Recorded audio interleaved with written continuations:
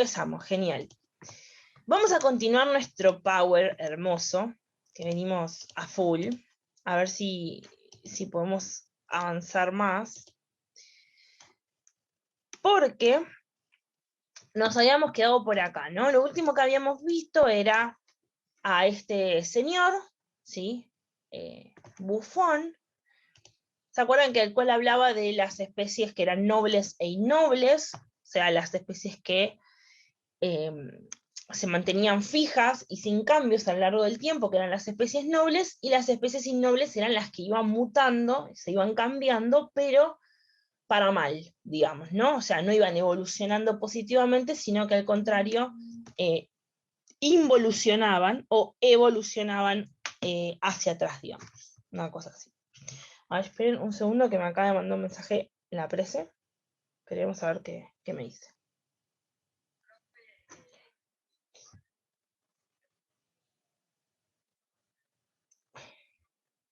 Bánqueme un segundito. Ahí va.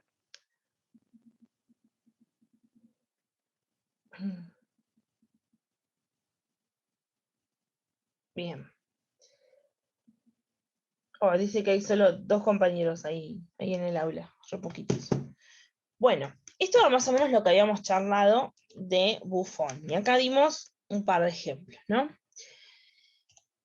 Claro, y a partir de Buffon, lo que se comienza a generar es esta teoría que se llama fijista, o el movimiento que se conoce como fijismo, que obviamente que tiene una creencia que sostiene que las especies que existen actualmente, existen hoy, que nosotros podemos ver, podemos observar, permanecieron básicamente sin ningún tipo de evolución. O sea, desde el momento en el que se crearon hasta nuestros días, prácticamente no evolucionaron, no cambiaron nada, casi nada, digamos, ¿no? Por eso justamente el nombre, fijismo, ¿no? Justamente porque como que se mantienen fijas, digamos, como que no varían. Estamos. Bueno, Hola, ya Prese. saben entonces la semana que viene. ¿Cómo? ¿Estamos ahí, en el aula? A ver. Si no se escucha, Prese. Quedó como trabado todo.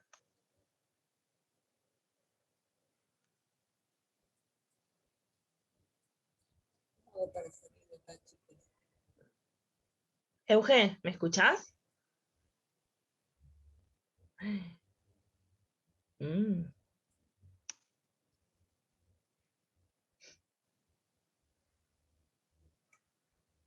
A ver. Euge, ¿se escucha? Escuchamos, perfecto, Perfecto. profe. Genial. Hay 2 alumnos nada más acá, ¿sí? Bueno. No Después me pasa nada. pasaron los que ingresaron, ¿sí? Ok. Gracias, profe. Gracias. Un beso. Allá está para el otro lado, Mariana. Ok, ok. Buenísimo, hola. ¿Cómo va? Genial. Gracias, Prese. Bien, genial. Cualquier cosa, me preguntan al grupo, si tienen alguna duda, que ahí no los escucho. Bien.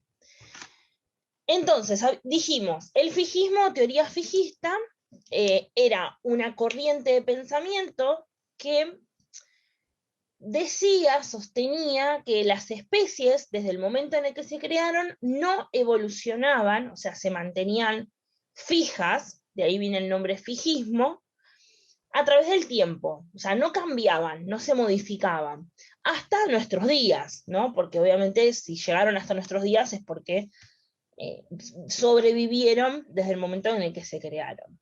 Entonces las especies serían lo que se conocen como el nombre de inmutables, porque inmutables significa que no mutaban y una mutación es un cambio. Entonces, si decimos inmutables, decimos especies que no cambian a través del tiempo. O sea, se mantenían tal cual fueron creadas. Como hipótesis científica, o sea, como movimiento científico, recién el fijismo se estableció más o menos en el siglo XVIII, a partir de nuestro amigo Linneo, ¿sí? Que era un naturalista de origen sueco, que es el que presentó las bases para la taxonomía moderna, que fue lo que nosotros hicimos en el trabajo, taxonomía o sistemática, y fue el primero que desarrolló formalmente esta corriente de pensamiento, ¿no? Como que a partir de ahí se considera que a partir de él eh, tenemos esta teoría fijista, formalmente, ¿no? Digamos. Entonces, Linneo, a partir de Linneo, los fijistas consideraban que las especies se habían creado, pero de forma separada cada una, ¿no? Es como que no tenían relación, ¿no? El perro con el lobo, o el gato con el tigre, con el yaguareté, ¿no? Con el leopardo, todos esos, no, capaz se parecían mucho, pero cada uno se había creado de forma independiente y separada, como que no había relación. Porque claro, imagínense que si planteaban que había algún tipo de relación, tenían que reconocer, ¿no? Que en algún momento estaban emparentadas, por ende que fueron cambiando, y el fijismo decía que no cambiaban, ¿ok? O sea que tiene que negar toda la posibilidad, como dice acá abajo, ¿sí? Negar toda la posibilidad de que existiera un origen en común. O sea, no existe un origen en común, ¿sí? Bien, acá tenemos una foto de Linneo, ¿sí? Y esto es la taxonomía que nosotros hicimos, desde dominio, ¿ok? Hasta especie. Aprovecho para comentar que los trabajos en general estuvieron muy bien, así que los felicito, salvo capaz alguna corrección mínima que les mandé, pero nada, o sea, estuvieron excelente. Sé que es un tema nuevo que capaz no vieron así en otro momento, así que aprovecho para felicitarlos a todos y todas, porque la verdad es que hicieron un trabajo excelente. A veces cuesta mucho cuando uno tiene una especie en la cabeza, ¿no? Que dice, bueno, voy a hacer la taxidermia la taxonomía de, no sé, el leopardo de las nieves, ¿no? Y a veces es como complicado llegar desde el dominio hasta la especie, porque no teníamos tanta información. Pero nada, la verdad que muy bien, y los quería felicitar.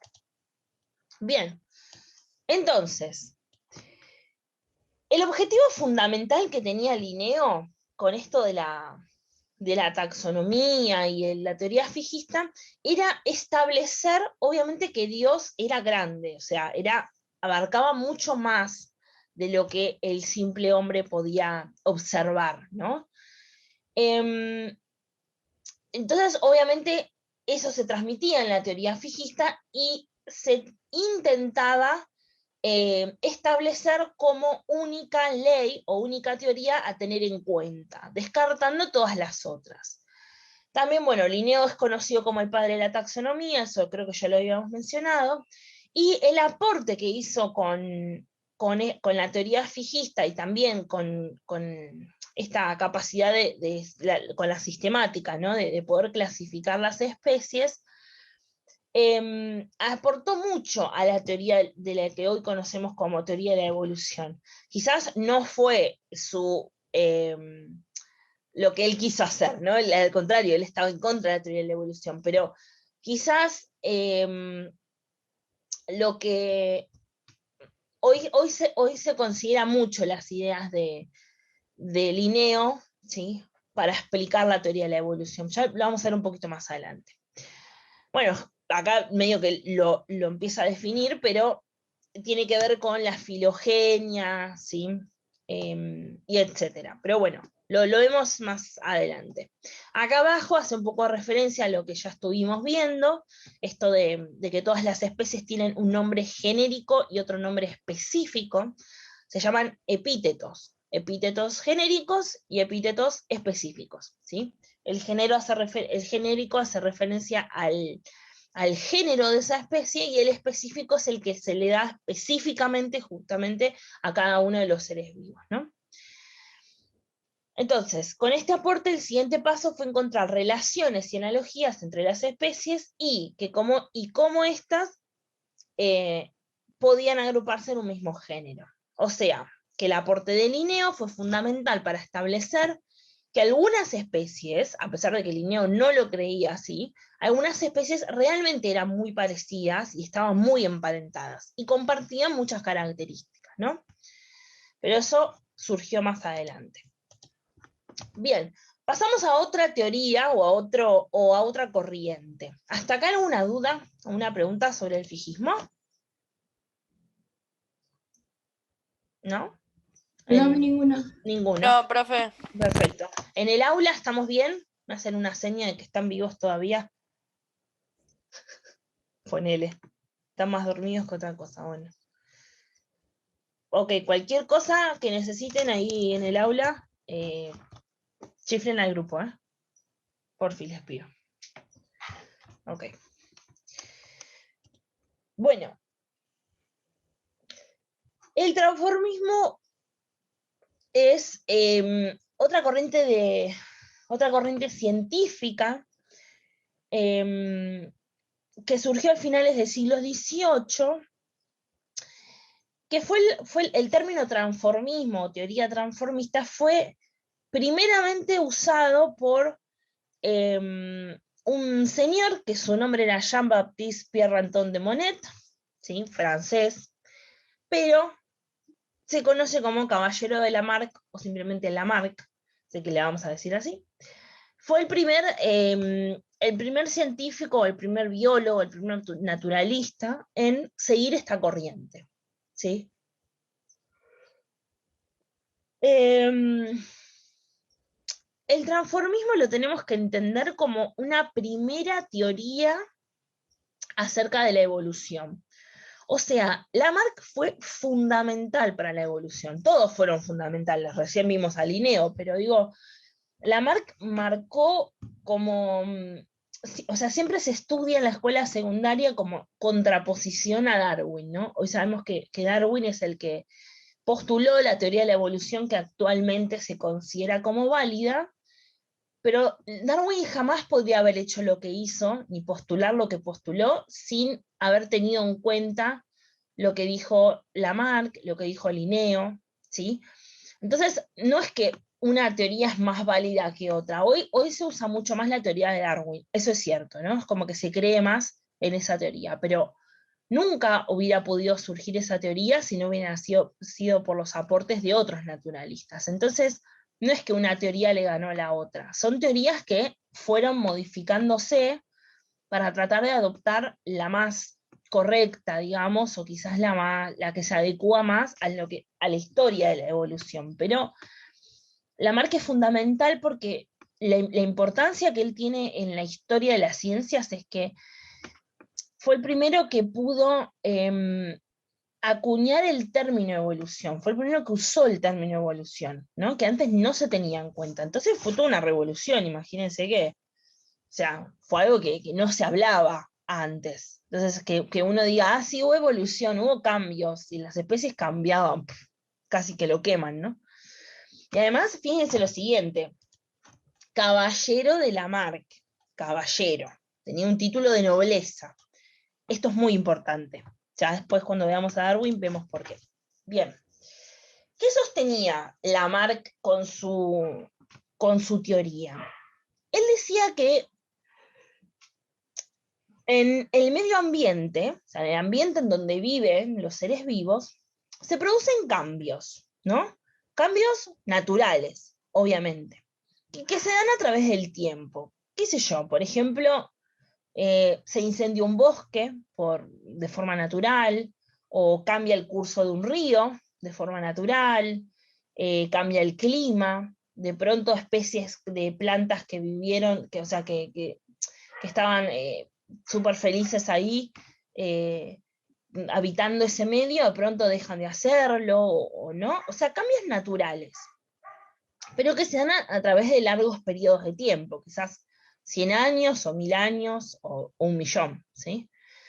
Y todos esos cambios que se van dando en los diferentes ambientes son experimentados por, o sea, por los animales, digamos. En ese momento se estudiaban mucho más los animales y las plantas que otros seres vivos, pero se pone el ejemplo típico de los animales.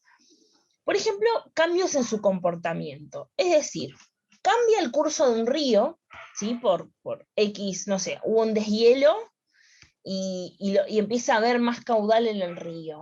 Eso va a generar un cambio en el comportamiento de ciertos animales que justamente produce, o sea, que esos animales modifiquen su comportamiento y los afecte directamente, ¿no?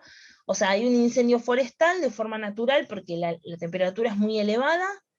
Bueno, eso obviamente va a producir que muchos animales tengan que migrar hacia otras zonas, que haya falta de alimento, ¿sí? O falta de depredadores. Entonces, él como que relacionaba directamente los cambios naturales con comportamientos de los animales que tenían que ver con diferentes cosas, ¿no? Con esto de la alimentación o los hábitos o lo que sea. Entonces, claro, los animales, al modificar su comportamiento, empezaban a adquirir hábitos diferentes, algunos nuevos, otros que ya venían teniendo, pero los modificaban, y que el cambio de esos hábitos era el origen de todas las variaciones que se daban en las especies. O sea, ya Lamarck no decía que las especies eran inmutables, justamente decía todo lo contrario, que las especies se modificaban a lo largo del tiempo, o sea que existía la evolución.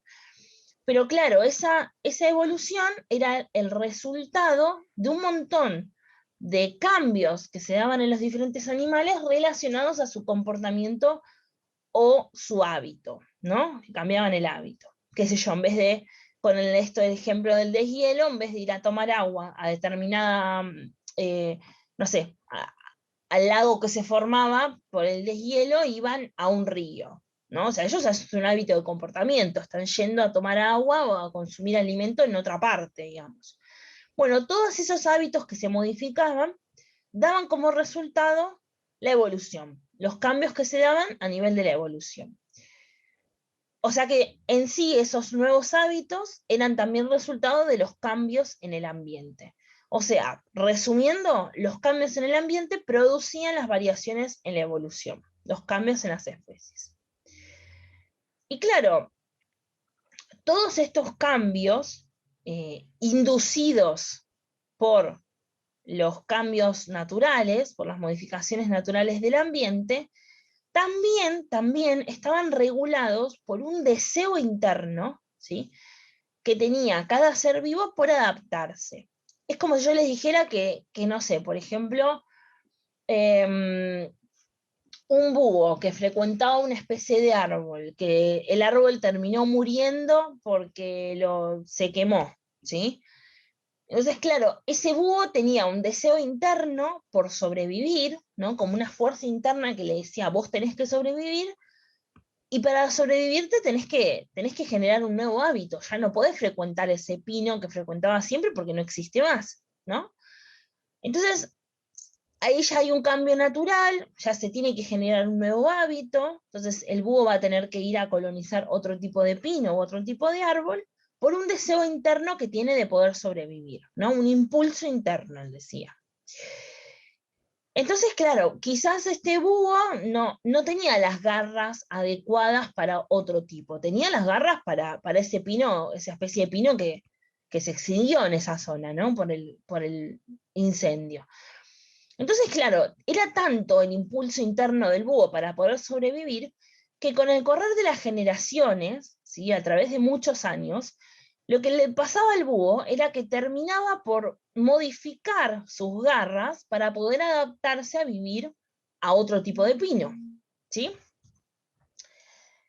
Entonces, esos cambios naturales generaban un cambio en el hábito, por ejemplo, del búho, y que gracias a impulsos internos del búho para poder sobrevivir, obviamente todos quieren sobrevivir, ninguno va a se va a dejar morir, digamos, se terminaban formando órganos, ¿sí? Que eran apropiados, digamos, o más correctos para esos nuevos hábitos. Esto no pasaba de un papá a un hijo y ya se modificaba, ¿no? Estamos hablando con el correr de muchas generaciones, o sea, muchos, sí, muchos años, digamos, entre nuestro búho original y el búho que formó el órgano apropiado, ¿no? Bien, entonces termino esto y preguntamos, hacemos preguntas. Entonces, claro, por ejemplo, si el búho utilizaba mucho esas garras para poder sostenerse de los árboles, llevaba a que ese órgano, que serían las patas, ¿sí? O sea, esas extremidades, se desarrollaran más, porque claro, yo las estoy usando más, entonces la voy a desarrollar más. Ahora, ¿qué pasaba, por ejemplo, si no volaba tanto y no utilizaba tanto las alas? Bueno, esos órganos, que son las alas, esas extremidades que son las alas, terminaban por atrofiarse, ¿no? Porque si yo no las uso mucho, se atrofian. Esto es lo que planteaba Lamarck, ¿no? O directamente desaparecían, podían atrofiarse o directamente desaparecer porque no las estoy usando, ¿ok? Entonces, justamente este término de uso y desuso de los órganos, que llegaba a que se desarrollaran más o se atrofiaran o desaparecieran, era lo que se conocía como transformaciones corporales, ¿sí? Por ejemplo, Lamarck sostenía que pasaba mucho con los músculos, ¿sí? Y qué sé yo, con las extremidades también. Entonces, claro, tenía que ver mucho con estos cambios de hábitos y el uso y desuso de las diferentes partes u órganos de los seres vivos. Y claro, yo modifico mi forma corporal, ¿no? Y qué sé yo, modifico las patas, modifico la musculatura de esas patas, del búho, para que pueda agarrarse bien al árbol, ¿no? Qué sé yo, todos mis comportamientos.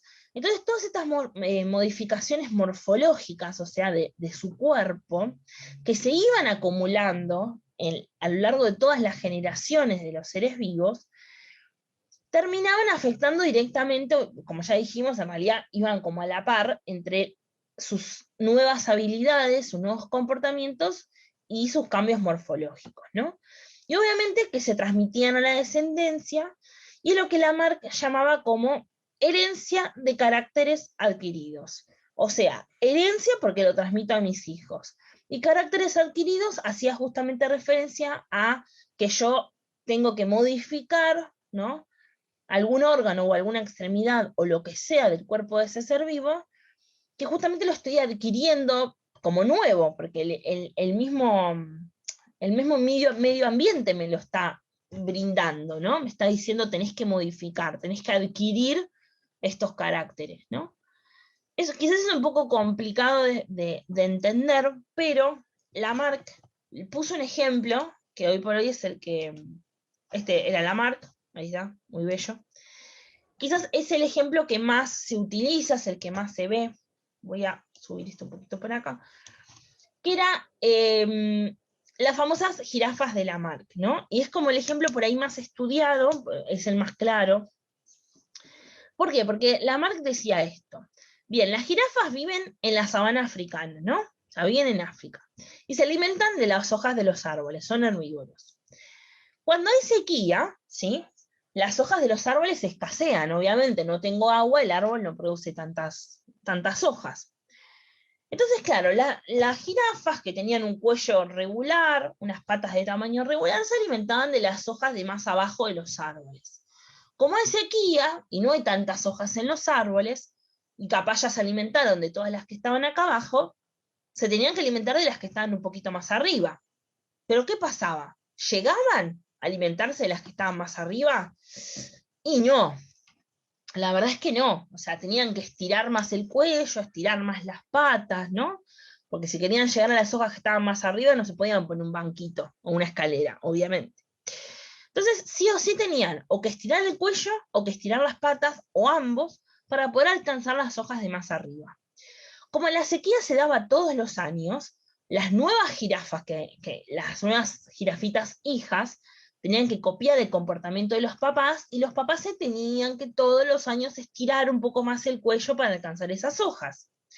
Entonces, lo que plantea Lamarck es, al correr muchas generaciones, muchos años, ¿no?, con el correr de las generaciones, cada uno de esos años que las jirafas tuvieron que extender el cuello, extender las patas, quizás a lo largo de, no sé, 100 generaciones, terminaban produciéndose jirafas que tenían el cuello mucho más largo y las patas mucho más largas que las originales, justamente para poder abastecerse de las hojas que estaban más arriba, ¿sí?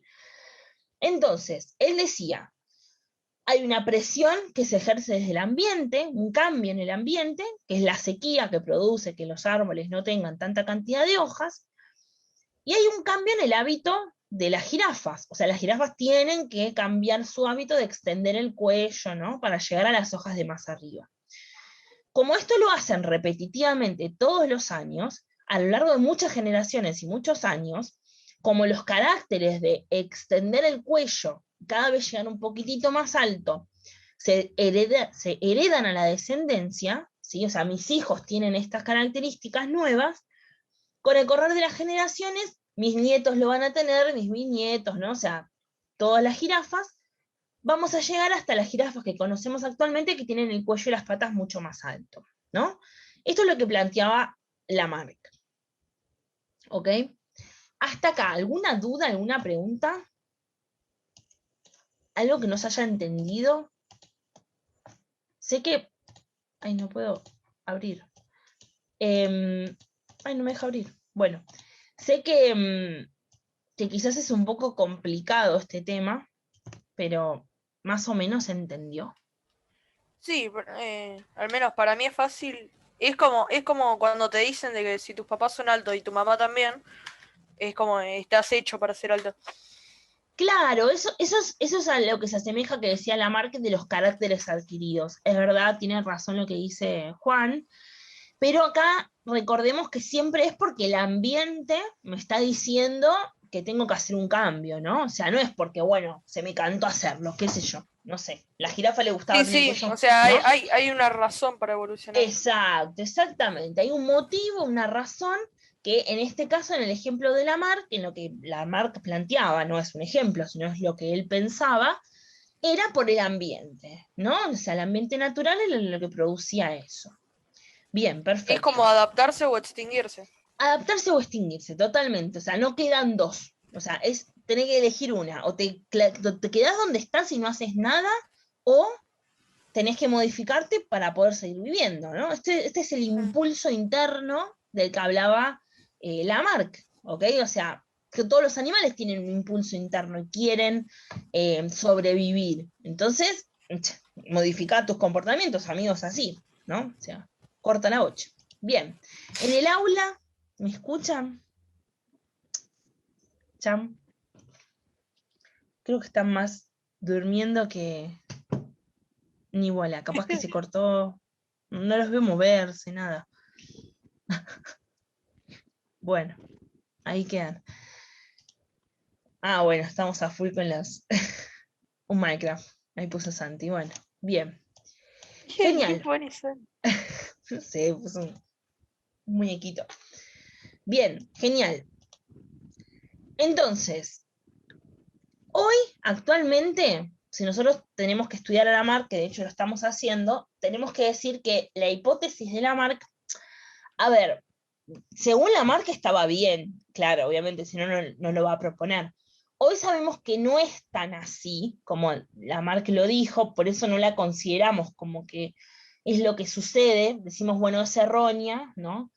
Tiene algunos conceptos que hoy por hoy podemos decir, esto no es así, y también un poco insuficiente, ¿no? Es como que, bueno, nos faltan explicar algunas cosas que Lamarck no pudo explicar, pero le damos el mérito de ser la primera teoría evolutiva, ¿sí? Eso es importante. Por Eh, ejemplo, ¿qué cosas están mal de la marca? ah, bueno, ahora la siguiente parte del Zoom vemos a Darwin y esa pregunta se responde sola. Un poquito más, desde acá. Ok, bien. Bueno, como siempre, nada, espero que en el aula se puedan volver a conectar y si no, verán la grabación muy pronto. Y ahí está Santi, perfecto. Genial. Bien. Entonces, le damos el crédito a Lamarck por haber presentado la primera teoría científica que intenta explicar la aparición de los seres vivos toda la diversidad de seres vivos que conocemos hoy, o sea, toda la cantidad de seres vivos distintos, eso es la diversidad, ¿no? Lo diversos que son los seres vivos, y obviamente es tratar de explicar la evolución de las especies, cómo se dieron esos cambios, ¿no?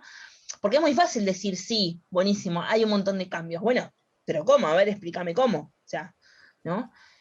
Entonces, claro, la teoría de Lamarck explicaba que había evolución, explicaba que esa evolución se daba por cambios que se transmitieran a la descendencia, ojo, o sea, bases de la genética también, ¿no? Y que justamente en algún momento todos los seres vivos estábamos emparentados, pero bueno, después fueron surgiendo estos diferentes cambios y por ende surgió la diversidad. Entonces, le damos mucho mérito por eso, pero igual así decimos que su teoría tiene algunas partes que nos faltan, que capaz que no se pueden explicar muy bien, y algunas que él explica que hoy por hoy sabemos que no son así, o sea, son erróneas, ¿no? Entonces, en el medio de todo esto, antes de meternos a hablar con Darwin, mencionamos a Georges Cuvier. Georges Cuvier fue un naturalista, fue un zoólogo, o sea, estudió los animales, y en realidad específicamente lo que estudió de los animales es la anatomía comparada y la paleontología, ¿sí? De hecho es considerado el padre de la paleontología, ¿no? La paleontología es el estudio de los fósiles.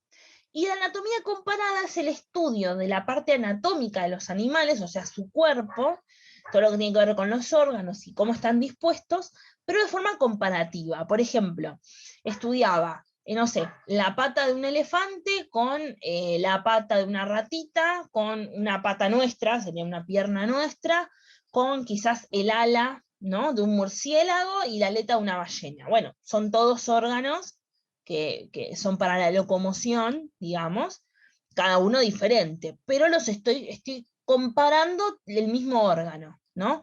Qué sé yo, capaz comparaba la vejiga de estos animales, ¿no?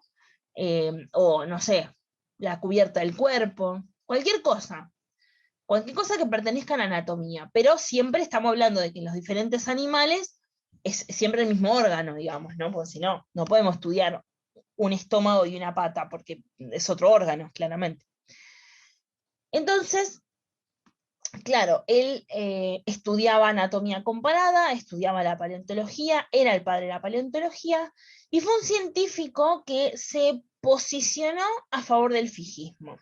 Es como que a Lamarck le dijeron, buenísimo, genial, vos sos caballero, tenés un título noble, aceptamos tu teoría, la postulamos, todo lo que vos quieras, pero mirá que todavía el fijismo está muy firme, ¿no? O sea, no tenía tantos adeptos Lamarck. Entonces la gran mayoría de los científicos todavía estaban a favor del fijismo. Pero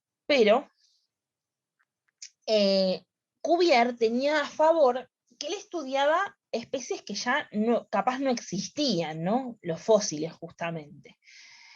Y es como que aportó una serie de pruebas que lo convirtieron o sea, desplazaron a Linneo y lo convirtieron a él como padre del fijismo.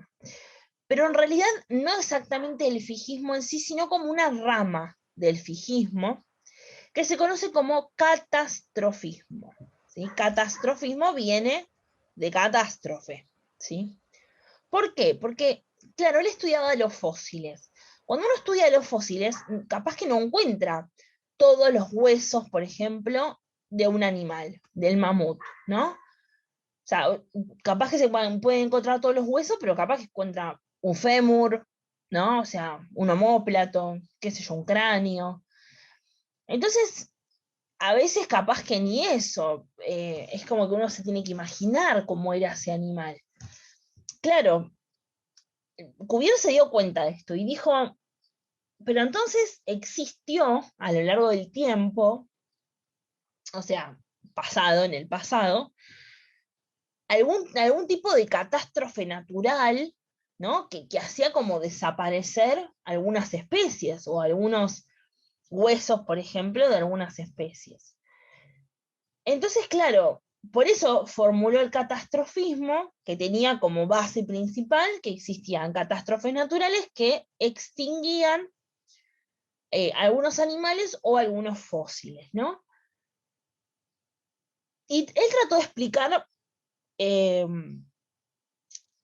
o sea, como toda la diversidad de los organismos fósiles a través de estas catástrofes. En un punto se empezó a contradecir al fijismo, porque claro, si existían cambios o existían diferentes diversidad entre los seres fósiles, ¿no? Entre los individuos que ya no viven más, que ya se extinguieron, tiene que contradecirse al fijismo que decía que no había cambios, ¿no? Era como algo que ya estaba medio por el medio. Cuvier empezó siendo un fijista puro, pero al estudiar los fósiles y a darse cuenta de esto, de que existían una diversidad grande, que los fósiles podrían haber cambiado a lo largo del tiempo, empezó a contradecir al fijismo y se empezó como a despegar. Creó la corriente del catastrofismo, que surgía del fijismo, después ya no, y creó como una teoría paralela, ¿sí? Que se llama bisplástica, que proponían que los fósiles eran como caprichos de la naturaleza, ¿no? Como si yo le dijera que la propia naturaleza dijo, bueno, voy a producir una catástrofe natural, tiro un meteorito, buenísimo, mueren algunos animales, otros no. Los fósiles que se encuentran de esos animales que murieron son caprichos de la naturaleza. No están ahí porque están, qué sé yo, ¿no? Bueno, tampoco es tan así lo que propuso Cuvier, pero igual así le damos el crédito de que pueda haber. ¿Tenemos un marco como compañero? ¿Eh? ¿Tenemos un marco de compañero? Ahora sí, un chico nuevo. Ah, buenísimo, no lo tengo ni en la lista. Genial. Lo vamos a agregar acá abajo. Bien. A ver, ¿se puede unir bien? Esperemos Me río. que entre. Chistoso.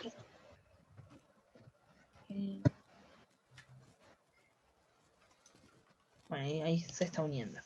Ok, entonces, obviamente que las representaciones que yo hago de la naturaleza no son de verdad, ¿no? Eso se entiende. Yo no soy la naturaleza ni ninguno. La naturaleza es como algo que no existe, pero existe a la vez, digamos, ¿no? Como una fuerza sobre todo, pero no es algo físico.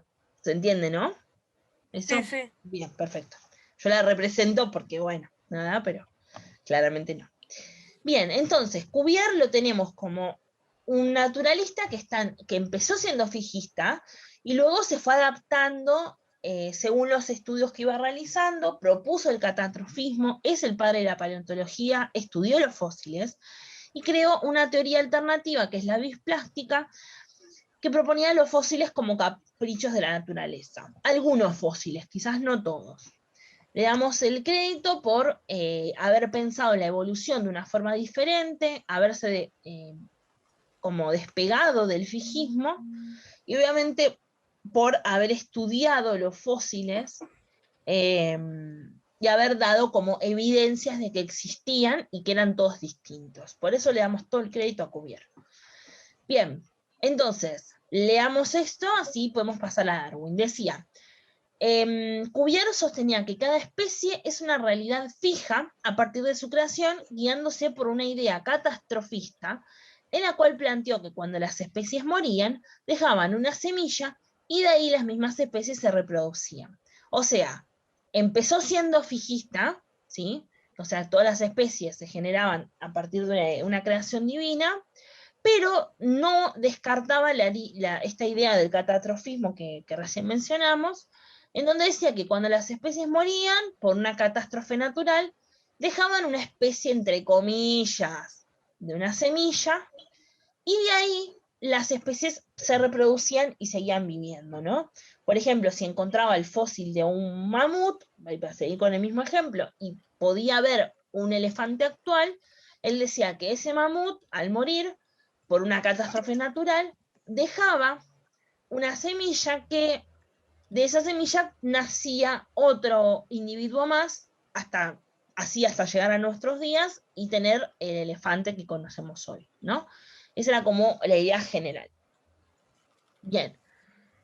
Estaba en desacuerdo con la evolución, por lo menos la evolución que planteaba Lamarck, o sea, no estaba de acuerdo con eso. Quizás planteaba otro tipo de evolución diferente, pero no la misma de Lamarck. No estaba de acuerdo con Lamarck.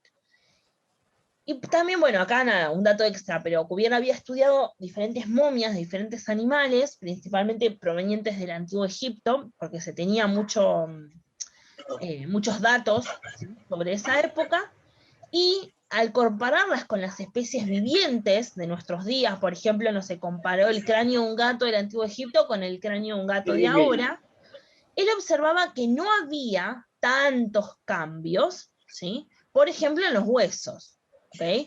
O sea, por eso es como que, bueno, no se despegaba 100% de la idea del fijismo, porque decía, mirá, el cráneo del gato del Antiguo Egipto y el cráneo de ahora, de un gato de ahora, son muy iguales, o sea, porque las especies no cambiaron.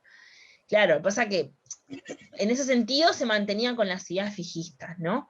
Pero quizás empezó como que sentó las bases, dio como el primer puntapié para pensar que los cambios quizás no eran a gran escala, sino que eran cambios más pequeños, microcambios, ¿no? Y además estudiar solamente la estructura ósea de un animal de forma comparativa no es lo mismo, porque quizás lo que cambiaba era la piel o la cantidad de pelo, ¿sí?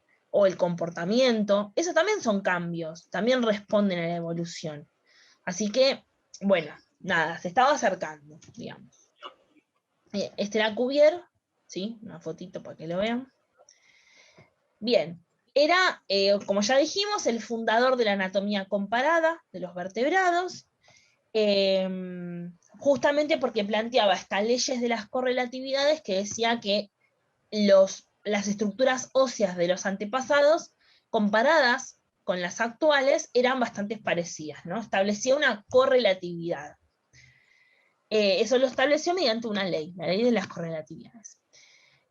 Justamente expresaba que las partes de un organismo están en una relación armónica, o sea, prácticamente sin cambio, unas con otras, y que si una de ellas cambiaba, inmediatamente todas las demás debían transformarse. O sea, si el cráneo de un gato del Antiguo Egipto se modificaba, todas las que venían después del gato del Antiguo Egipto se iban a modificar también, casi mágicamente. Bueno, como esto sabemos hoy por hoy que no ocurre exactamente así como lo proponía Cuvier, entonces no existe un cambio de las especies como lo decía Cuvier. Entonces, claro, si nos basamos en eso, no tenemos que seguir pensando en la idea de fijismo, en donde las especies se mantienen igual desde su creación, ¿no? O sea, por ende, él decía las especies no cambian. Bien, ¿dudas con Cuvier? ¿Alguna consulta, alguna duda? ¿Algo que no haya quedado claro? No. No, profe. Más o menos va. Bien. Entonces pasamos al evolucionismo. Nuestro amigo, colega Charles Darwin, ¿sí?, que acá lo vemos. Algo muy importante a destacar. O sea, varias cosas importantes a destacar. Primero, creo que ya lo repetí, lo voy a seguir repitiendo hasta el cansancio. Existía y sigue existiendo una academia muy importante a nivel mundial, la Royal Society, es la cual nos dice a nosotros, o sea, es la cual puede elegir postular algunas teorías y otras no, ¿sí? Termina pasando eso. Es una academia muy grande a la cual se accede teniendo un renombre, o sea, si yo soy caballero, como Lamarck, no, yo no soy caballero, soy dama, bueno, si eras caballero como Lamarck, si, o sea, tenías un título de nobleza, podías acceder, o si tenías un fangote de plata, ¿ok? O sea, vos ibas con el fangote de plata y decías, yo quiero postular que la Tierra es plana. Tomá, acá tenés la plata, listo, te la postulaban, ¿sí?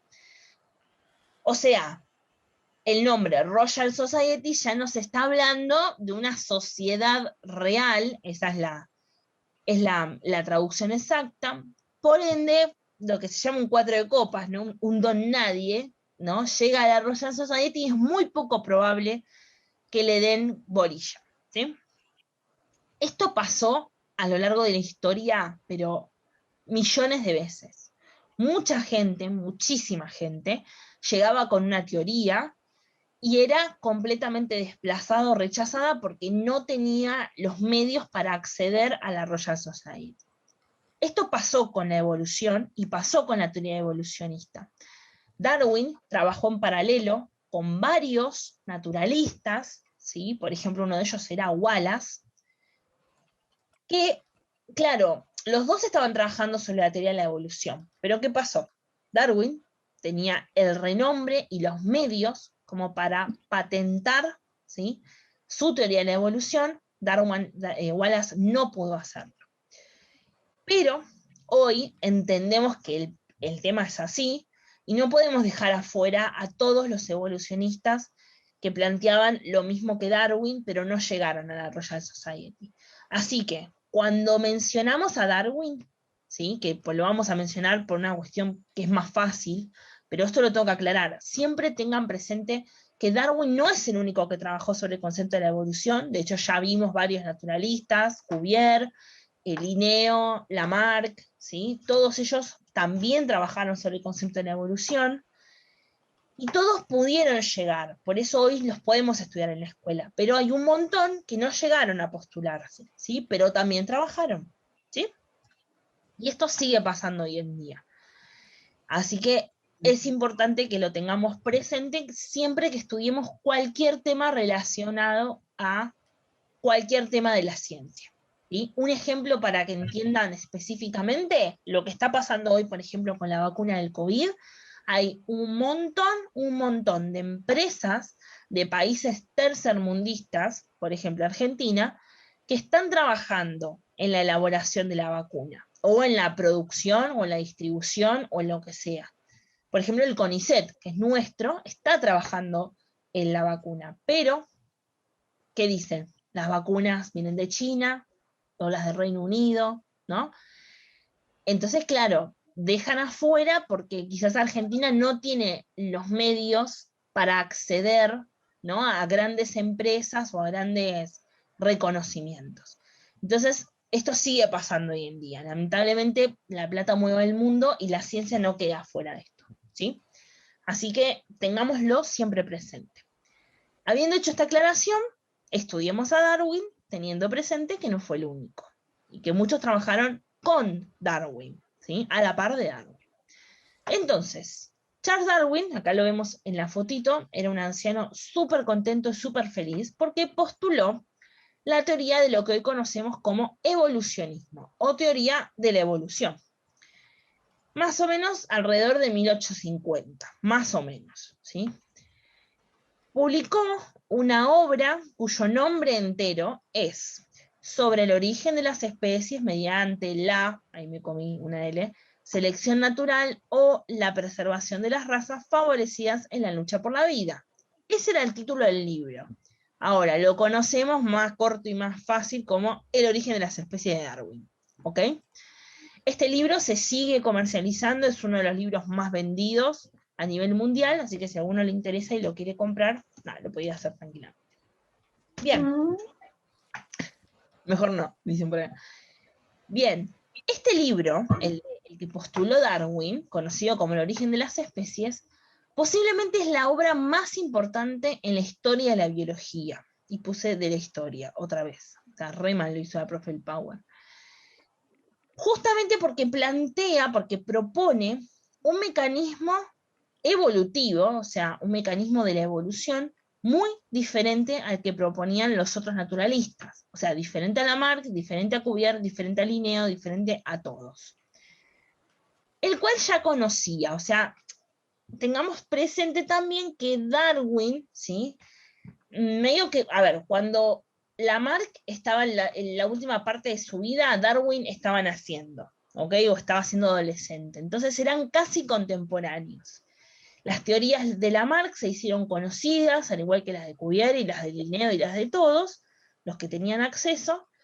Entonces, claro, lo que hizo Darwin fue tomar partes de las teorías de otros naturalistas y adaptarlas a lo que él consideraba, ¿ok?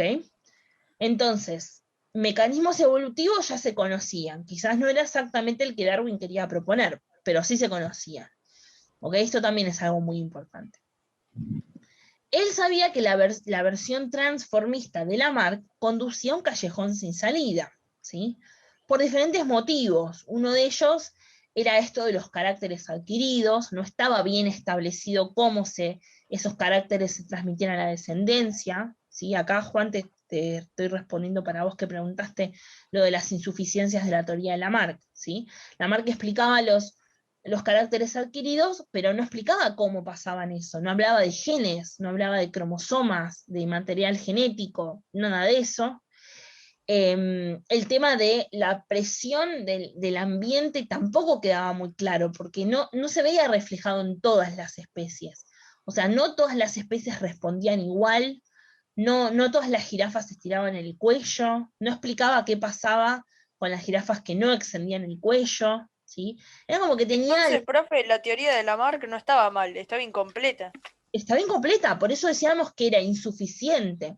Pero sí algunas cosas sí estaban mal. En realidad, a ver, mal para quién. O sea, para Lamarck estaban bien, porque por algo la propuso, ¿no? Pero quizás al no estar completa y tenía algunos errores que hoy consideramos errores, ¿sí? Porque tenemos otra tecnología que Lamarck no tenía para explicar ciertas cosas, y bueno, Lamarck las explicó como pudo también, ¿no?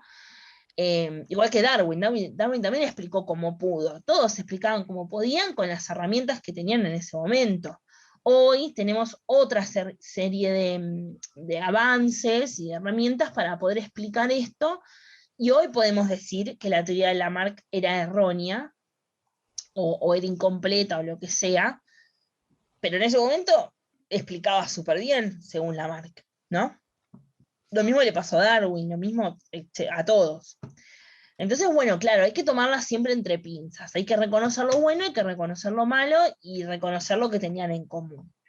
Entonces, claro, Darwin estudió, siempre se interesó por la biología, de hecho era biólogo, estudió la teoría de Lamarck y dijo, bueno, acá hay algunas cosas que Lamarck no pudo explicar, quizás yo sí puedo completar su teoría, puedo modificar algunas cosas que considero que están mal y generar una teoría nueva. Eso fue lo que se propuso hacer Darwin, ¿sí? Y de hecho lo logró, generó una teoría nueva, que es la teoría de la evolución, que tomaba muchas ideas de Lamarck, algunas las modificaba, otras las descartaba, y así se generó esta teoría que hoy, 2021, se acepta como válida, ¿sí? Como la que se acerca más a lo que se cree que sucedió y que pasó. Obviamente, tengamos siempre presente que nadie, salvo Mirta Legrand, estuvo durante tantos años en la Tierra para eh, charlar, saber, ¿no? Cómo fue la evolución. Obvio, nadie sabe, siempre son suposiciones, ¿no? Siempre son suposiciones.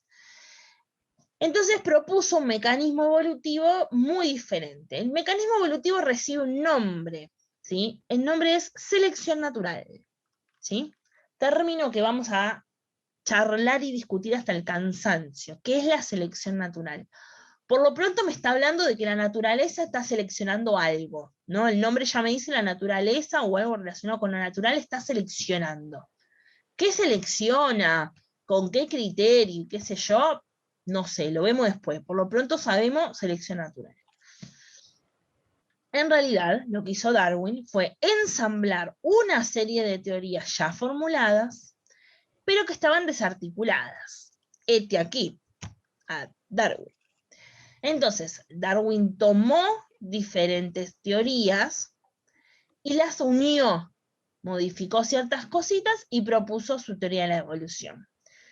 ¿Fue importante para hacer esto? Sí. Capaz parece una pavada, ¿no? Digo, porque uno piensa, pero este se choreó las teorías de los otros y las juntó y las presentó. Bueno, también tenemos que pensar que hay que saber qué teoría tomar, qué teoría articular, cómo hacerlo, ¿no? Cómo hacer para que se relacionen una con la otra.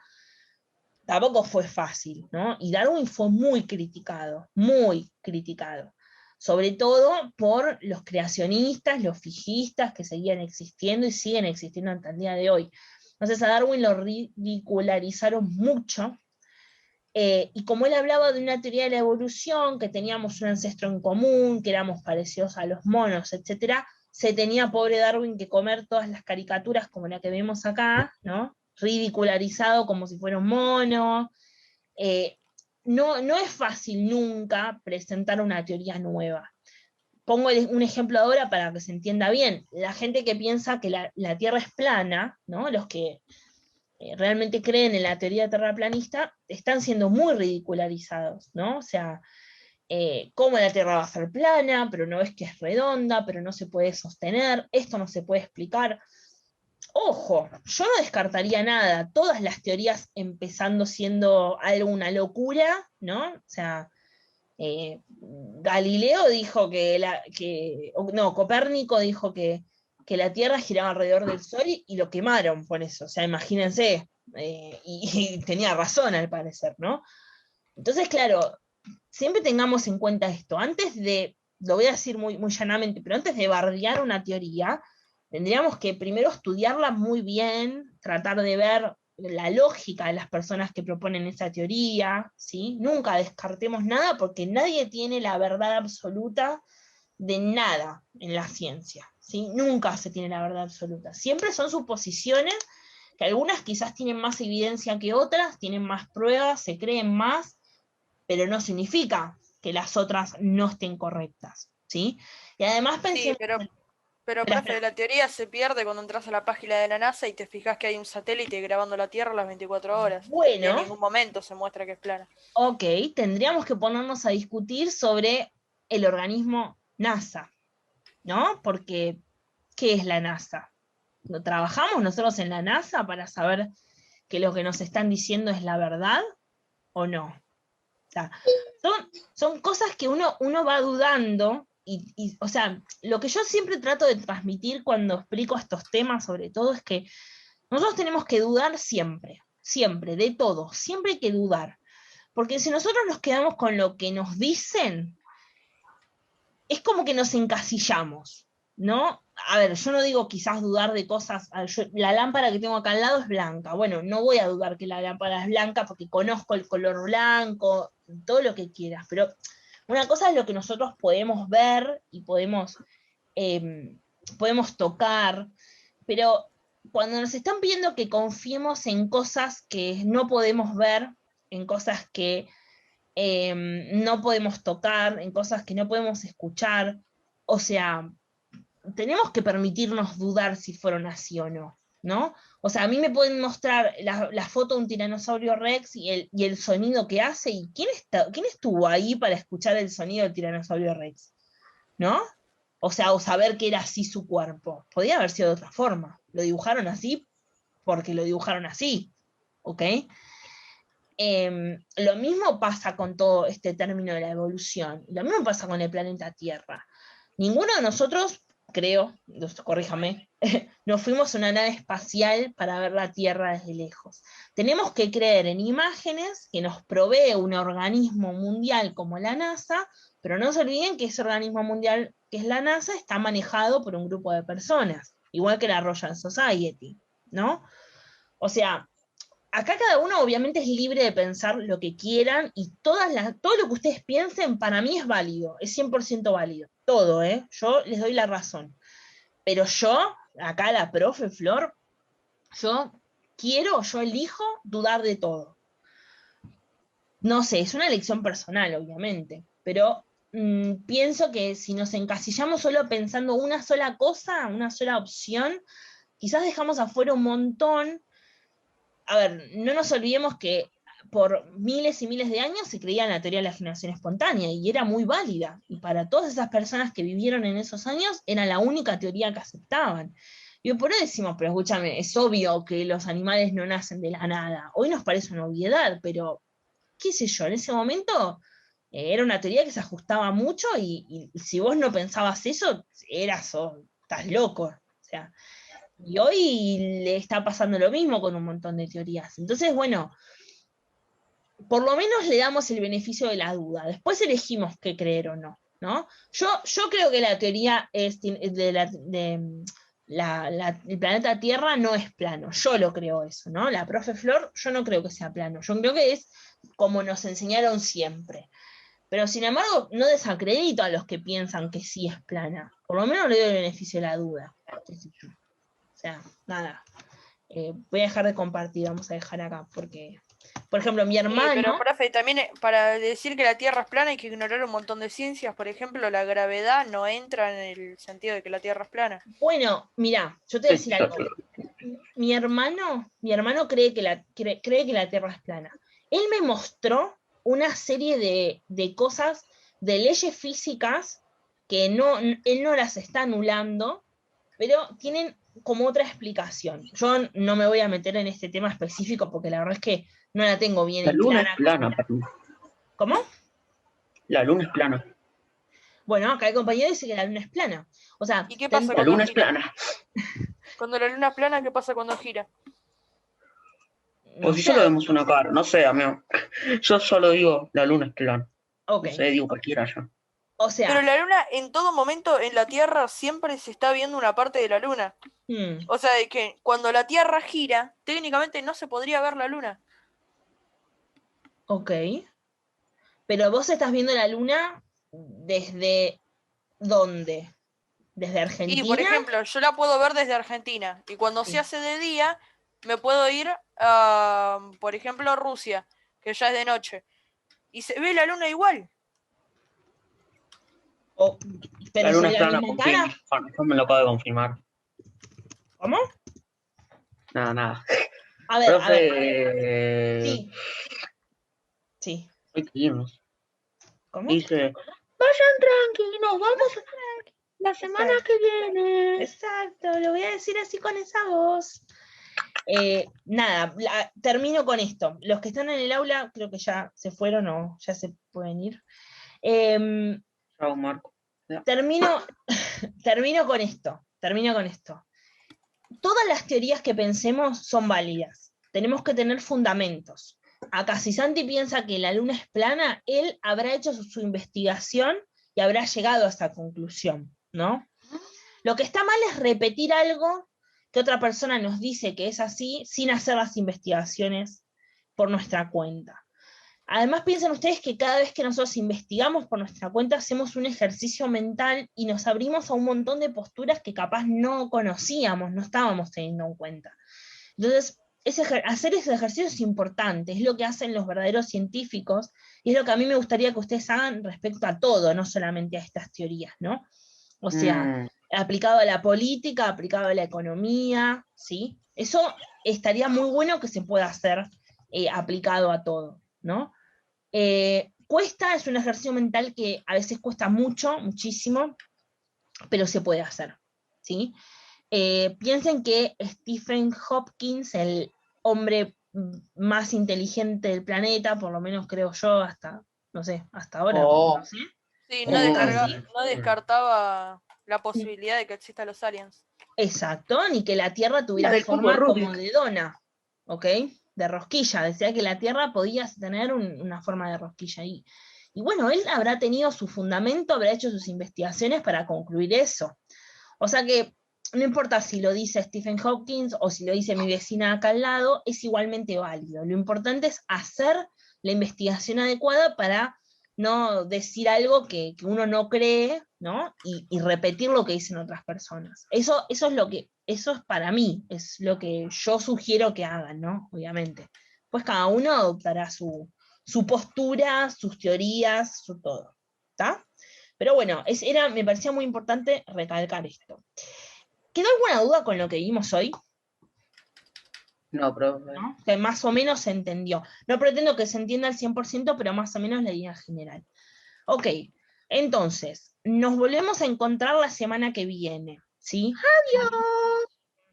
A ver si podemos terminar Darwin y avanzar un poquito más. Venimos bien con los tiempos, pero no nos podemos dormir. Cualquier duda o consulta o pregunta o lo que sea que tengan, lo pueden hacer por el grupo, me lo hacen a mí personalmente. Voy a corregir todos los trabajos que me enviaron hoy y recuerden que si lleven algún trabajo y lo quieren ir entregando para que les quede como reflejado en el boletín, ¿ok?